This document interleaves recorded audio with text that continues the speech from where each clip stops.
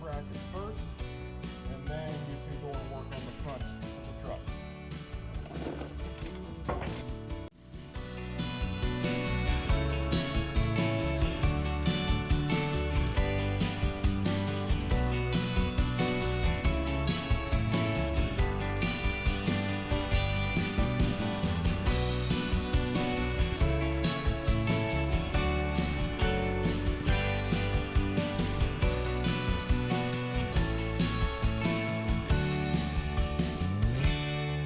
Yeah, just sit it over like that.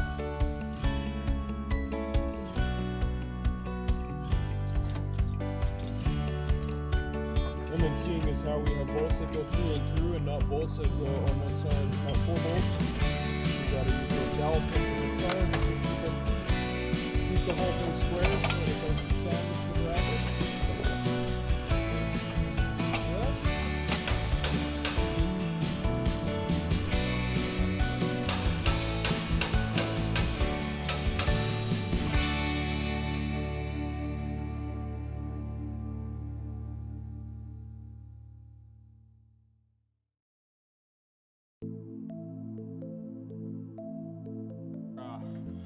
The traction bar bolt out of the bracket. I'll just drop it down and then take the old bracket out of there and put the drop bracket in, and then we can reattach the torsion bar.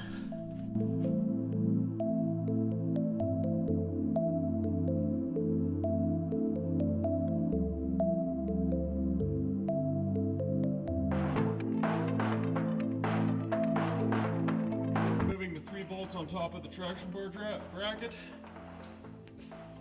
and once those come out, then I can drop the whole thing down and put the other one in. Let's see, there's a 3 pair of bolts up here.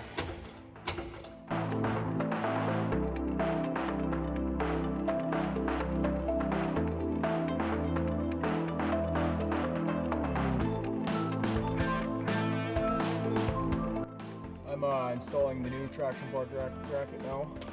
Just suck these 2 bolts up just to make sure that it's sitting nice and straight where it's supposed to, and then I can tighten up those three pair of 21mm nuts. Alright, so our next step is we need to put the coil spacers in before we can attach the traction bar, because if we attach the traction bar now, we will not be able to drop the front axle down far enough to put in our spacers. So, lines and stuff that need to be loose, and we'll drop the axle down. So now I'm reinstalling the stock steering stabilizer. We're just going to leave it in here just because it's a brand new truck and it's not in the way, and it helps keep the truck centered. So we're going to leave that one in there, and then we're going to be putting dual steering stabilizers on the front axle as well.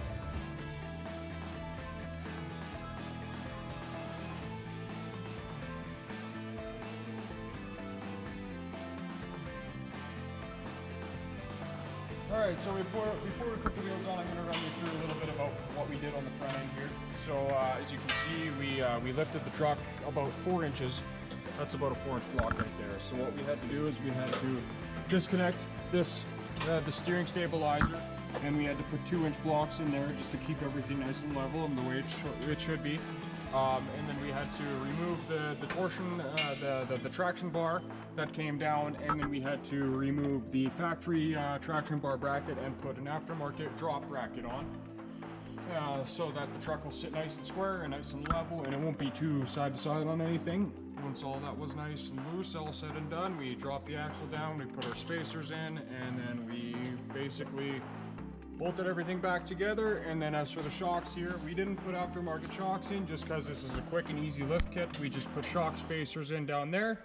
If your lift kit comes with nicer shocks, go ahead and put those in. Other than that, I mean, that's pretty much the runaround of what we're doing with the front end here. The weight of the truck is on the front axle now, so that's when we tighten everything up so that it sits where it's supposed to sit, instead of tightening everything up and then you drive down a bump in the road and you hear a big clunk instead. So yeah, just suck it all down like that, make sure everything's good to go, tighten her all up, and then